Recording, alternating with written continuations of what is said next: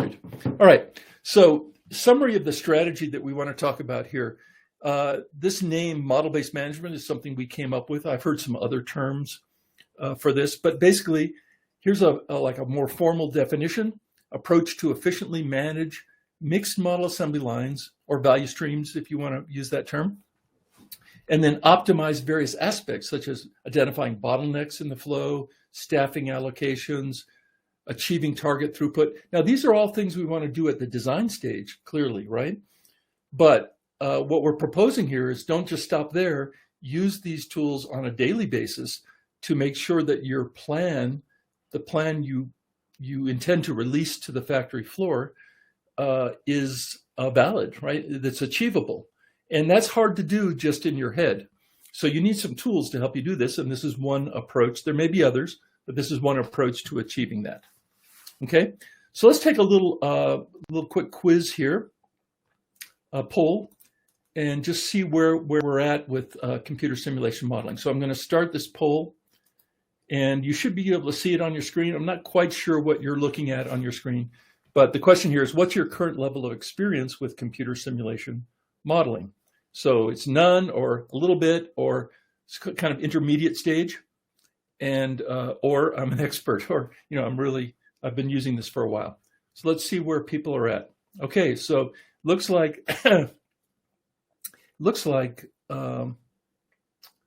we've got most of us are either kind of low on the learning curve or none, but that's why you're here, right? Find out more about it. Super, good to know. And I think this will be valuable for just about everyone here.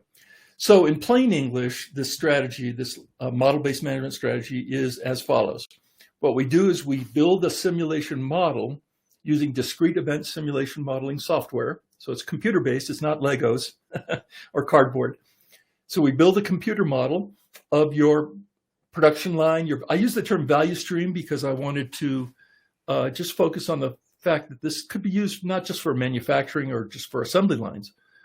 So I'm being a little broader in how this could be applied. But you build a model of your value stream, and then you design that value stream, or you improve your value stream based on that model. So that's the design phase or design stage. And what happens at that stage is you may have to add resources or rebalance the work or restructure it or add buffers, improve sequencing rules. Lots of things happen at the design stage.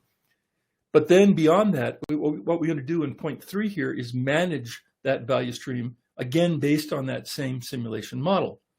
And so what you want to do is create 2 factories. One is a virtual factory, and one is a real, physical factory. And what we're going to do here is use that virtual factory to validate or test not only our daily production plans, which is important, but also Kaizen ideas, improvement suggestions. You've got a virtual factory where you can assess changes very inexpensively and very quickly, as opposed to trying things out in the real world. Because trying things out in the real world is kind of like the worst time to try things if you have to make changes or if it doesn't work out, right? Much better to do it in a model-based environment. So that's the basic concept here. So let's get into it. Now, this is not a new idea, right? We're not breaking new ground here, particularly because this is used in a lot of different areas already. So a really common example that you're all familiar with would be weather modeling.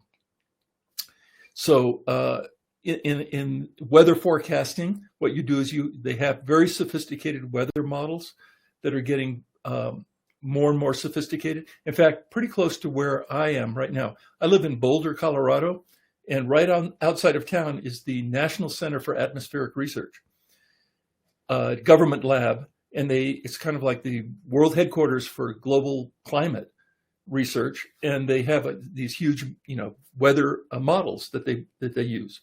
But if I was just an ordinary weatherman at Channel 4, I have a weather model, and it predicts or forecasts the weather, and then the actual weather happens, and we use that actual weather to continually improve the model, right? So on and on as we go forward. So these models with faster computers, more horsepower in terms of processing capability, have been getting better and better and better, as we know, right? We can appreciate that. So it's not going to go out for years, but especially with the advent of these very fast computers, these models are able to go out, a week, 2 weeks, 20 days, I don't know, some reasonable range, and do a darn good job of forecasting the weather. So that's the same thing we want to try here for our value streams, same kind of idea. So here's the process, kind of a block diagram. So we start with a static line design. Let's just say we're designing an assembly line, just to keep it simple. So we start with a static line design calculation. Static means it's not dynamic, it's not a simulation model, it's a spreadsheet basically. But we have some information that we need, like what are the models we want to include in the design that are going to run down this line? How long does it take to do the work? What are the processes? How are the processes related, etc. It's the standard mixed model line design methodology that we teach. So you do the calculations, and the output of that is how many workstations, how many people do I need to achieve this capacity target? Then we create, once we have the calculations done, we create a block layout, or what we call conceptual line design. And we don't want to jump too quickly to doing a CAD layout. I know people love to do that, right? Oh, they have these calculations and they want to jump right on CAD and start doing detailed layouts. Don't do that, okay? Before you do that, do a simple block layout so you're not committing yourself to a particular solution yet. It's easier to change things around, move the Post-it notes around on the wall. And once we have that, then we can build a model based on that particular conceptual layout. So we build a simulation model. And the good news is the information that we have here at the static line design is pretty much everything we need, with the exception of some assessment of variability. But other than that, you have pretty much everything you need to build the model, which is great news. Now, once you have the model built, you see this arrow kind of goes back and forth. We typically do a series of experiments, and we improve the model and make changes to it till we're finally reaching our throughput target and reaching our utilization kind of goals for workforce and for equipment. So that's basically the standard simulation use that people use it for in manufacturing.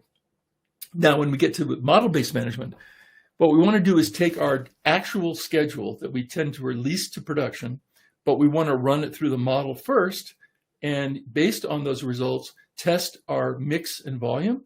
Can we achieve this plan? When we start adding variability into the mix, can we actually achieve that plan? Very hard to assess that without using some kind of modeling tool.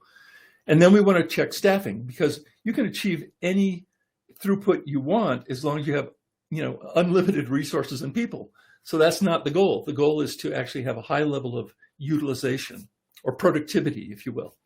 And so that's the other thing we want to look at in the model, is not just overstaffing and achieving what we want, but achieving a high level of utilization as well.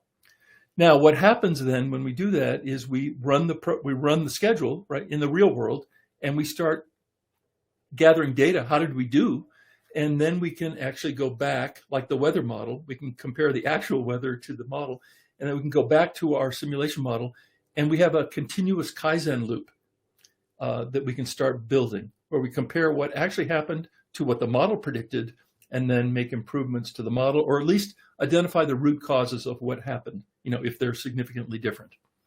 Now, in more general terms, we can use the model to validate Kaizen improvements. So unrelated to the production schedule, let's say someone comes up with a brilliant idea for automating part of the process, let's say. Now, before we jump in and do that, we want to test the impact of that automation on our flow and on our model, so we could introduce it easily into the model. So simple example of how we could use the model to actually support our Kaizen or continuous improvement activities. All right, so you got it? That's pretty straightforward, right? So let's jump into it.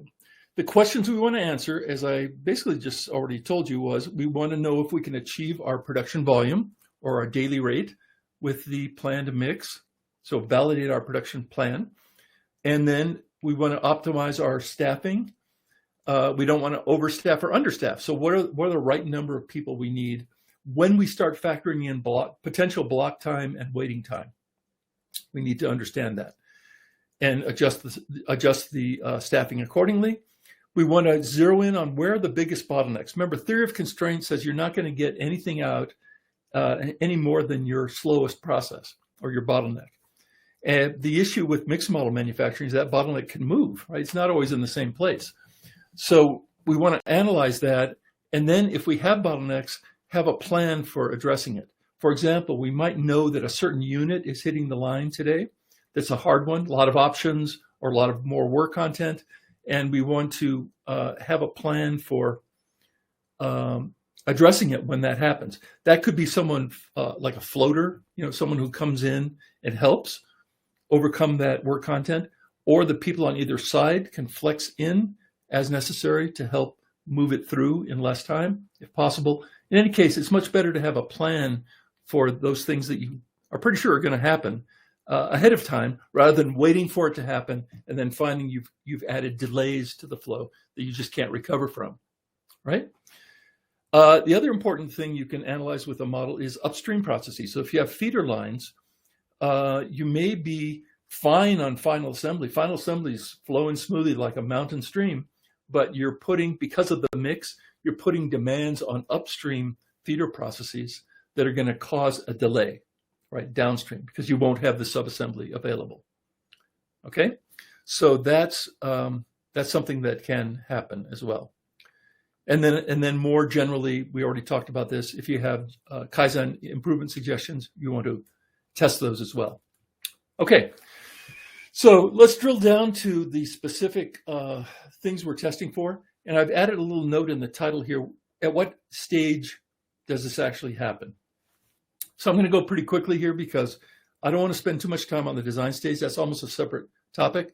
But certainly, we want to validate resource calculations using a simulation model at the design stage. And the issue here is this. When you have variability in a process, then a certain percentage of the time, you may find that the product can't move because it's starved, like there's no work at the station, even though it's available, or it's blocked, meaning you can't move it out of the station because it's blocked downstream, like a logjam in a river. So those kind of issues don't get captured by a static design. They're pretty much identified by discrete event simulation modeling that will capture those kind of issues. And if we do a great job of line balancing and reduce the variability from product to product, et cetera, those impacts could be less.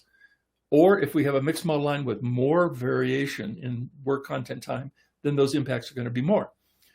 So you may find that the normal eliminating waste, rebalancing, those kind of issues don't get you where you need to be in terms of throughput. You may have to add resources, which is not our first choice, right? Because it costs you something. But those are really valuable things to know ahead of time. So the normal tools of good sequencing rules of IPKs, these tools are not a panacea. They will help, but they're not a panacea. And so these are things we want to know because the resource calculation may say you need 7 assembly stations, but in reality you need 8 because of this issue of variability. So that's one thing we want to know at the design stage. Second thing, and here's another one of our Dali artwork. I said, give me an image of flexibility. So we got it like a yoga practitioner, backwards bend. So another thing we want to use the simulation model for is to develop a flexing plan.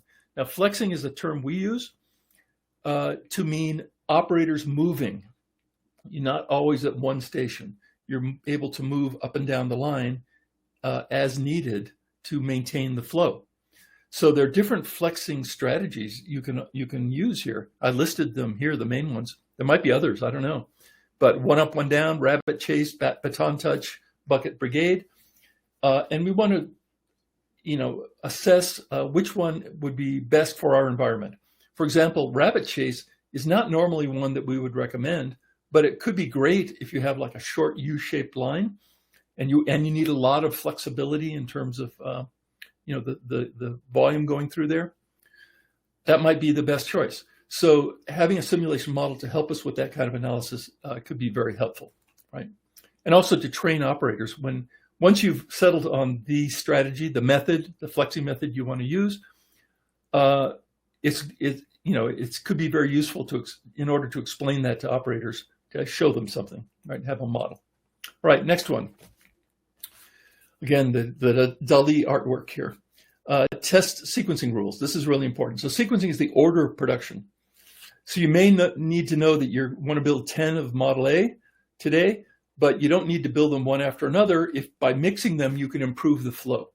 So how do you know? Well, typically companies like Toyota will have a set of sequencing rules. So when you have a backlog, you have some idea of what you want to build today. What's the optimum order in which to build them? You apply these sequencing rules in the order of priority. For example, if you have low work content or easier units and high work content or harder units, you probably don't want to build a bunch of hard units back to back, because that's going to create a bubble, a slow bubble that moves through the line and restrict your throughput at the end of the day. Whereas if you can mix them, then maybe you can overcome those time variances by alternating a harder one with an easier one, those kind of things. So it's not always as simple as just mixing everything. In our experience, sometimes it's better to build in small groups or small batches. Batches not moving the products through the line in batches, but you're still building them one at a time, but building the same unit over and over again, at least maybe for a part of an order quantity or an entire order quantity. For a variety of reasons, you might find that's advantageous. So again, using simulation modeling to test that is a great idea. So you want to end up with a set of sequencing rules that you can refine over time, but that will help you in your planning. Final thing I think for design is IPK. So IPK is our term, it's an acronym, stands for in-process Kanbans, but a more generic term is buffers. So allowing units, additional units in the line to overcome time differences.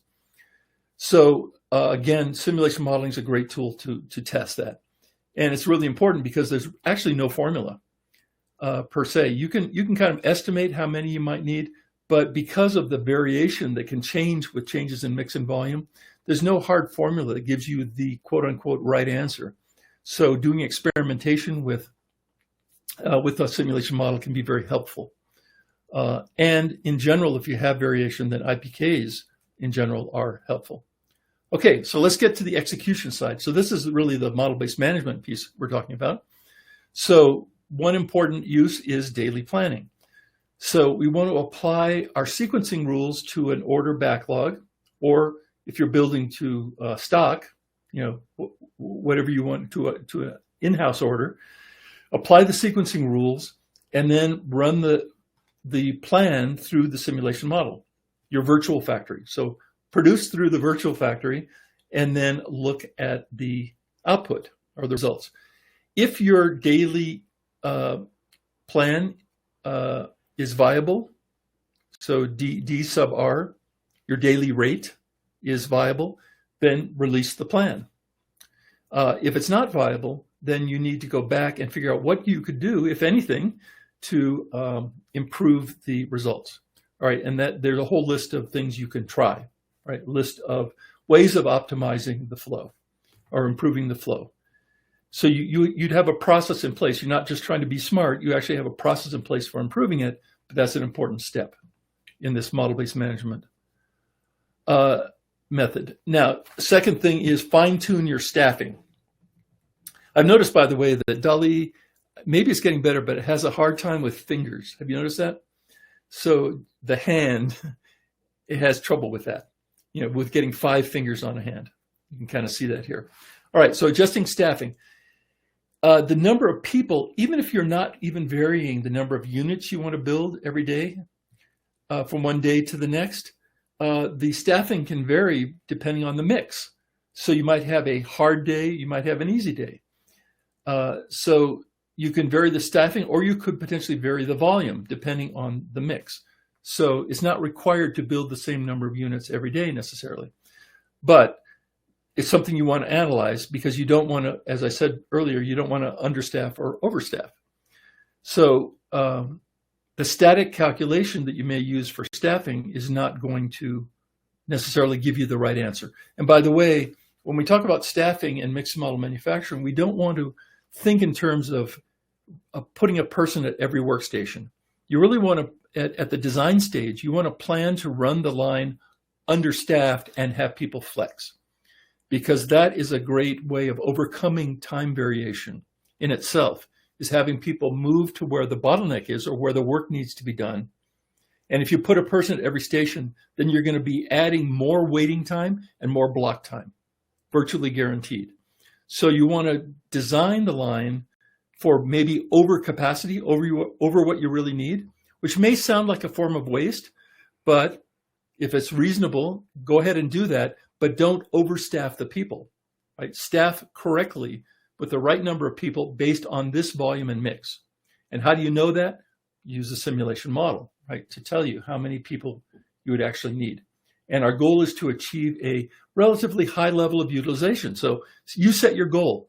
You know, companies like Toyota may set it even higher than what you're seeing here, but I'm suggesting 90% or better is kind of a target range you want to shoot for in terms of the value adding time versus the waiting time versus the starved time or block time.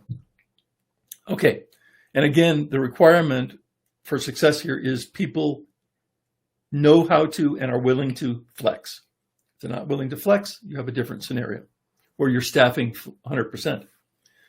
Okay, and then identify bottlenecks, just to drill down a little bit more on that. There's always going to be some bottleneck, and that may or may not be a problem. If you can meet your daily rate, then not necessarily a problem. But if you're constrained, you're not achieving what you need to achieve, then you need to identify those bottlenecks. Where are they? One or more, and then apply some kind of remedy to that bottleneck. One remedy is change the sequence. Change your production sequence, modify it. Another remedy might be overtime if you have to. If you just can't resolve it, you may have to work overtime to achieve that number of units. Or you may have what we call floaters or aid and assist. Floater is typically an independent person, might be the team leader or a supervisor who will step in as needed at the time and place where he or she is needed to add more resource to that bottleneck, right, to get it through faster. And aid and assist is typically the term we use for coworkers, moving over to get that particular, problematic unit or units through in less time, if possible. Okay, so really important planning aspect. And then we have test Kaizen suggestions. So we have what are called the 6 balancing rules, and typically they involve things you want to do in that order to improve the performance of a value stream. And if you can test them in a model, so much the better, right? Test them ahead of time. So things like eliminating waste or reducing the time, right? Improving the process by reducing the time. Or new technologies, new processes, new configurations of the line, moving work off the main line into a feeder line, for example, things like that. That's the line restructuring. So all kinds of things that are great candidates for testing in a simulation environment. And there may be ideas that are not testable in a simulation model, and that's fine. That doesn't mean they're not valid. So there may be things that are great ideas, but that you can't really test it in the model per se. That doesn't mean you shouldn't do it, but that's fine. Okay, line rebalancing. So this is another model-based management tool. What we're talking about here is at some point you may run out of capacity on the line. How do you know that? Well, one way you know that is if your backlog is growing. So you may have a policy that you don't want your backlog to extend any more than 3 weeks. Just make up a number. If it gets beyond 3 weeks, what's going to happen is, in your consideration, you're going to start losing customers because they're not going to wait more than that amount of time. So what you need to do then is increase capacity, right? Be able to get more units out in a day. And usually that's kind of like a line redesign that's a big deal. It takes a lot of time. For example, I know a particular company that has to do this a few times a year, and it's about a 6 to 8 week effort to do a total line rebalancing where you recalculate takt time, and you have to rebalance the line based on that new takt time, and you got to retrain your people, and so on and so forth. It's a big deal. Now, I'm not saying that it's not a big deal once you have a simulation model, but it can be useful. So basically, the theory of constraints tells us that you're not going to get anything through the line faster than your slowest process. So if through the simulation modeling you have some idea of where that constraint is, then you don't necessarily have to redesign the entire line. You may have sufficient capacity everywhere, but by focusing on, except for that bottleneck. So if you just focus on that bottleneck, that might be a way of optimizing or speeding up this task of adding capacity to your line. So line rebalancing may be another great use for using this as a model-based management tool. Okay, so let's get down to the nitty-gritty here. Probably what you were waiting for. You probably agree with everything I just said, right? How could you not? But now the next question is, we're shifting gears here. So how do you do this, right? How do you build a model? How do you make this happen? So let's explore that. So a couple different options. Roll your own commercial simulation software. Remember, we're using software here. So that's really the question we're trying to answer. So roll your own commercial software, open source software, and then I'll share with you the Lean Design Simulator. Okay, so roll your own. Roll your own means programming your own tool, using some libraries that are out there. That may sound a little strange to you, but for many years, John Deere, if I could mention them, basically was using a homegrown simulation model. They were using a simulation library of functions, and I forget the language they were using, C++ or something, but they had a group of people that were able to program it and build models that were very specific to their environment, right? Because they were basically custom models. Now, maybe this has gotten a little easier because ChatGPT writes code. I've mentioned this in some previous webinars. And there's some Python libraries as well as other languages, but they're Python simulation libraries. So you can actually have ChatGPT write this for you. And I've tried this, by the way, and it'll generate a ton of code. Unfortunately, my Python expertise is not high enough to really do the debugging and testing and fine-tuning, but it has no problem being a helpful programmer. So that's been a change a little bit to this environment. But normally, I strongly recommend against this. Don't do this.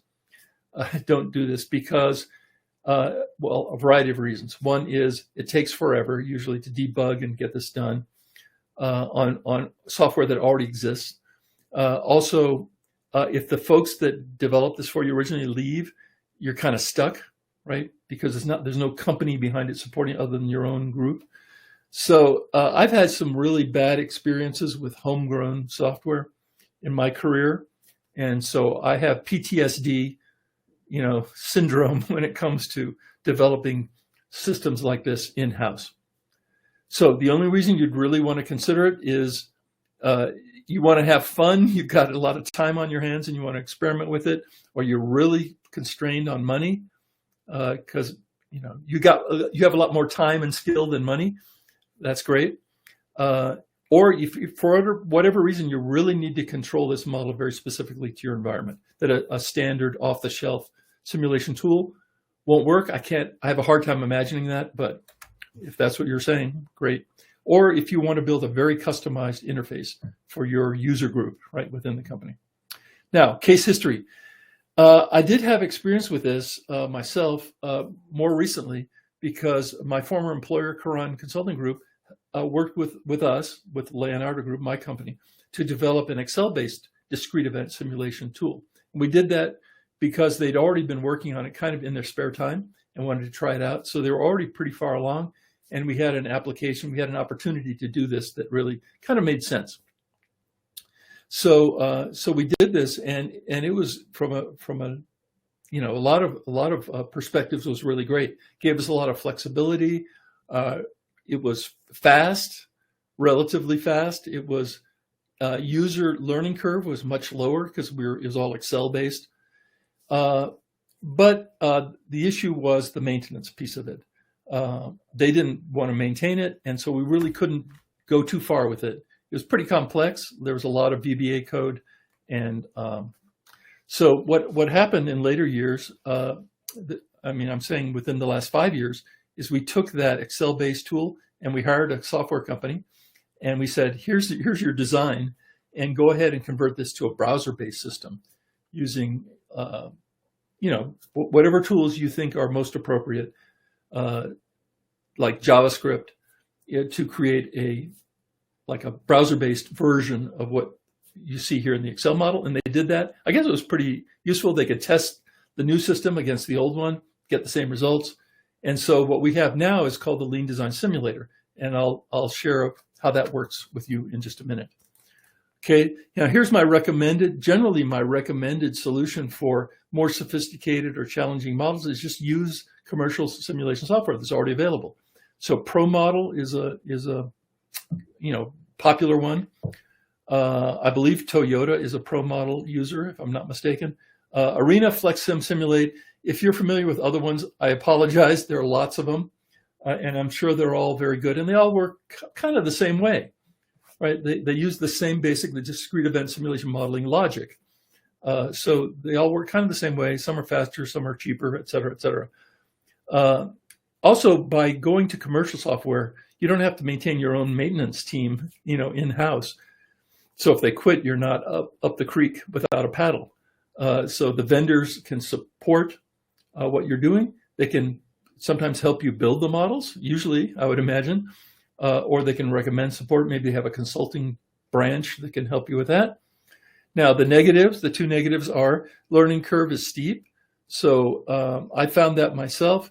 I don't consider myself a novice when it comes to using software, but I realized to really get good at simulation modeling was going to require a lot of time on my side. It's easy to put together a simple model with off-the-shelf software, but as soon as you start wanting to do anything realistic that models the real world, then it starts getting harder. So the learning curve is pretty steep, I found anyway. Maybe you're smarter than I am. And you can come up to speed faster. And then the other thing is the price is steep. If price is not an issue, great, then it's not. But individual licenses for these commercial software tools can be anywhere from, I say, a low of at least several $1,000s a seat up to 5 figures or more. So it can be expensive, but if your company's paying for it, you can afford it, not an issue, right? So that's probably the best option for more challenging models. Now, there are some open source simulation software. Again, I'm not an expert in these, but I have played around with JamSim. And JamSim looks like it's intended to be competing with commercial software, but it's supported by a user community. It's open source. They have a pretty big user community, and there's some YouTube videos on how to use it, training videos, getting started videos. So it has animation. You see little things moving on the screen, little products flowing through, et cetera. It seems to be good, but don't take my word for it. But it is free. So that's out there, and there are other ones too, but I just haven't explored them. Now, here's what I want to spend a little bit of time on: the Lean Design Simulator. So the Lean Design Simulator is included in our Lean Design Studio. It's based on this Excel tool that I mentioned to you earlier, but it runs about 10 times faster in a browser environment than Excel. But good news, all the inputs and outputs are Excel-based, so that makes it easy. Downside, there's no animation. We struggled with that. Do we want to include animation where you see little things moving on the screen? But the joke in the simulation environment is animation. That simulation has put animation into the software so that managers could understand it. Well, yes, it is kind of cool to see things moving, but that's not actually needed. What we need to do is look at the data. So we need to train ourselves to interpret the results and leave it at that, I think. And that's generally what simulation professionals do. They're not spending a lot of time watching little cartoon figures move on the screen. The Lean Design Simulator has a low learning curve. So that helped me in particular a lot. You're basically filling out an Excel spreadsheet or a series of tabs to build the model, and you're interpreting Excel results on the backside. But this won't do everything. It's basically designed for value streams. Right? So we're going to show you an example here. So I've got a video that I want to share with you. I'm always nervous of showing software and doing things like that live because things can go wrong. So I'm going to play for you a video where we're going through the process. demonstrating the Lean Design Simulator, but also showing this model-based management approach. Okay, so let's watch this. Okay, welcome to the video portion of this webinar.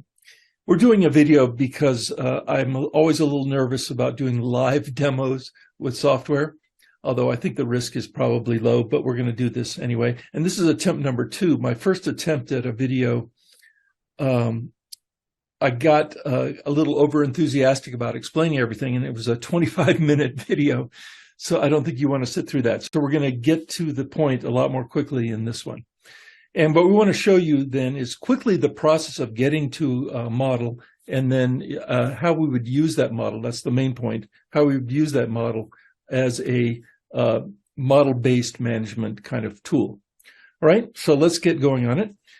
This one is, what you're seeing here on the screen is the static line design calculation worksheet. So it's an Excel worksheet, and this is typically our starting point. So we would define the products we want to include in our design, in our design, and also in our model, and how many. So that's our target volume or capacity for this design. We need to have work content information, like how long does it take to do the work, by model, by process, and the processes are listed across the top here, these columns, like spoke installation.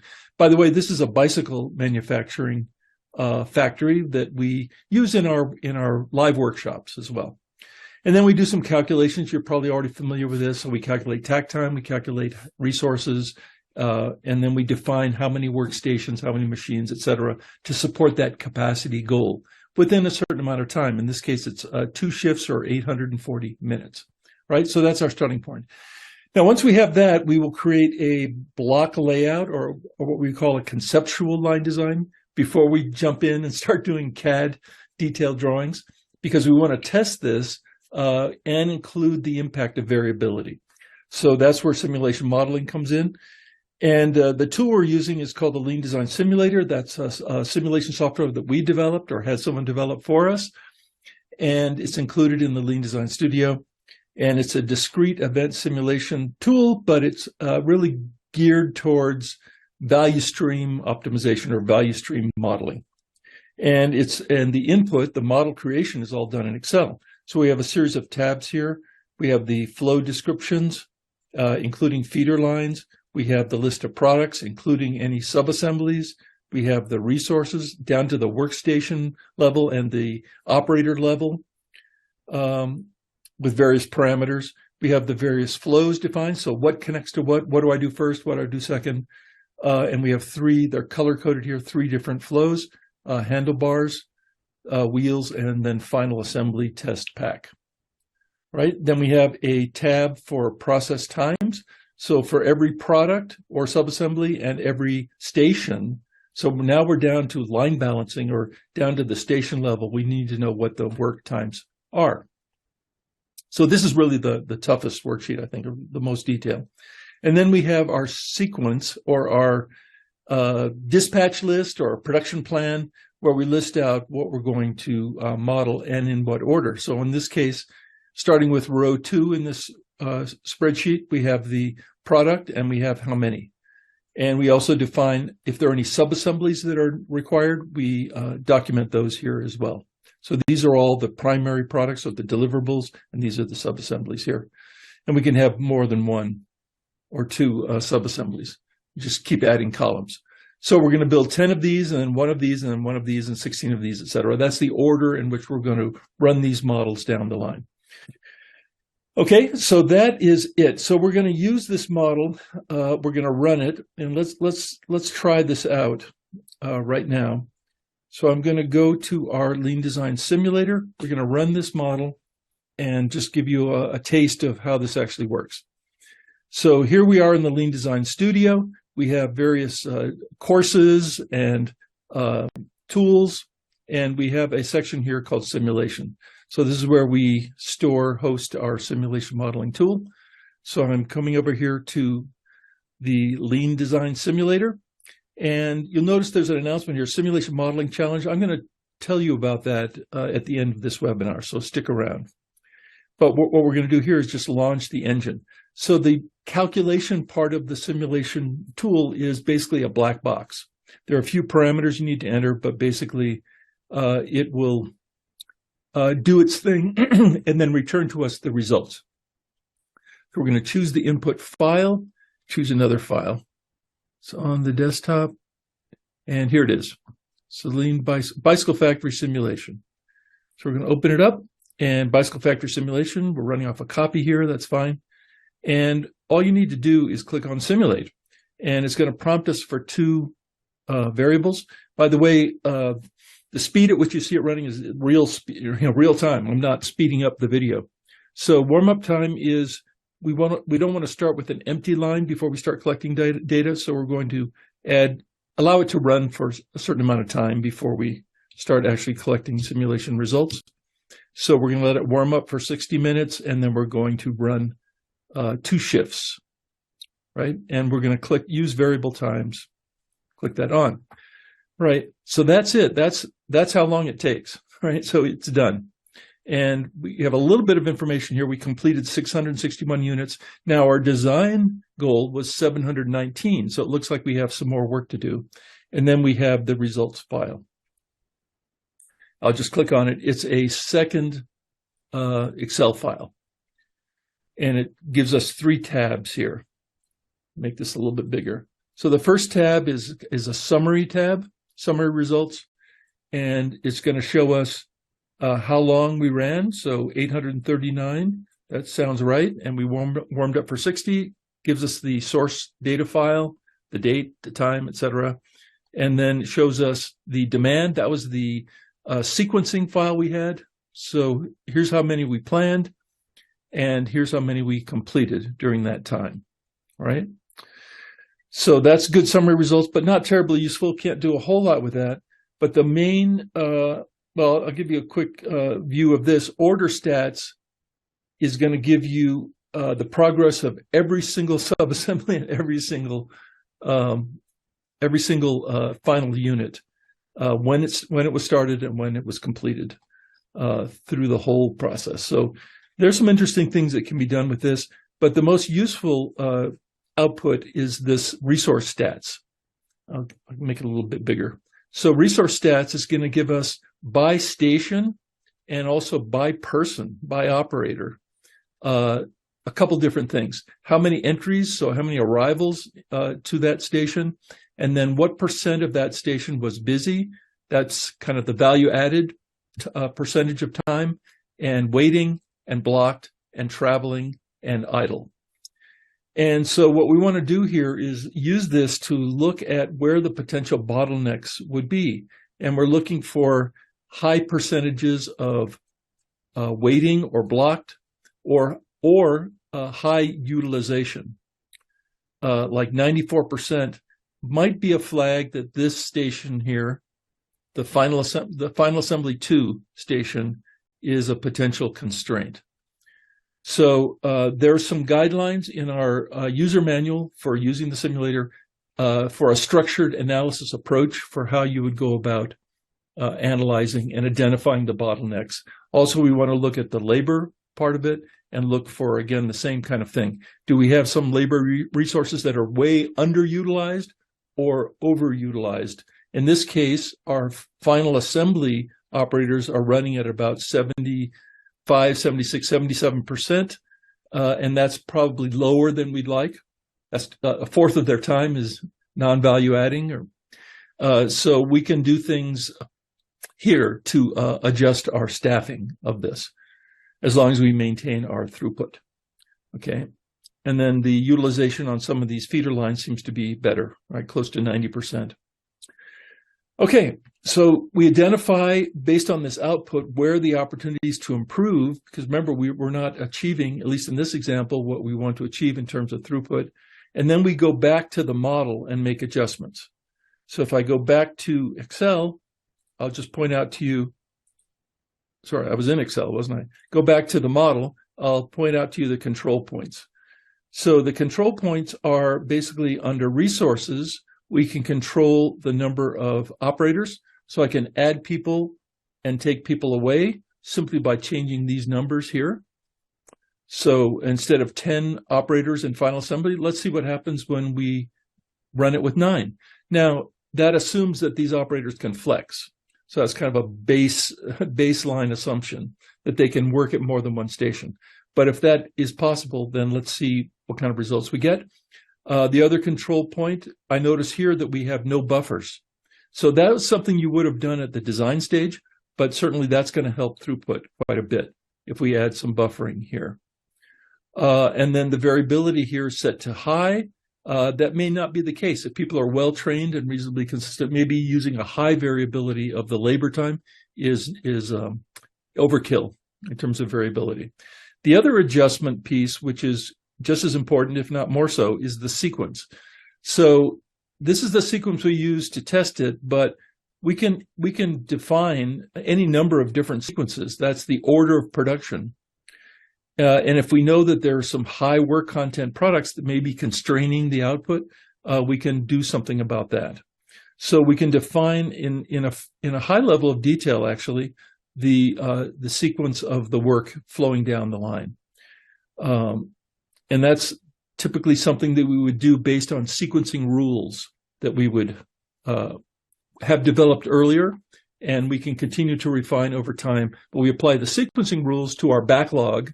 Here's what we need to build based on customer orders, and then we would put it in the right order to optimize the flow. So basically, adjusting staffing and adjusting the sequence are things that we would do more or less on a daily basis, just to validate the plan. And if we have a good planning system, scheduling tool, and we've done a good job of line design, then the need to make a lot of adjustments every day may be small. But on the other hand, if we have a wider variability of work content in the products going down the line, then we need to be more diligent in terms of validating our production plan and fine-tuning it. Because our scheduling or planning system may not be able to do this level of analysis. It may be a great tool, but it may not have the ability to do discrete event kind of analysis. If it does, that's great, and maybe you don't need this at all. But chances are good that it probably doesn't do that. Okay, so that's it. So we would make changes to our model. We would reload the model, right, with the new data file. Could be the same file name, but we made changes, and then we would rerun it until we get to the point where we are going to be happy with the results. And at that point, we would release it to production, right, to manufacturing. Here's a plan that has been validated using our virtual factory, right? So we've optimized it, and off we go. And the expectation then is we should be getting better results, right? By taking this approach.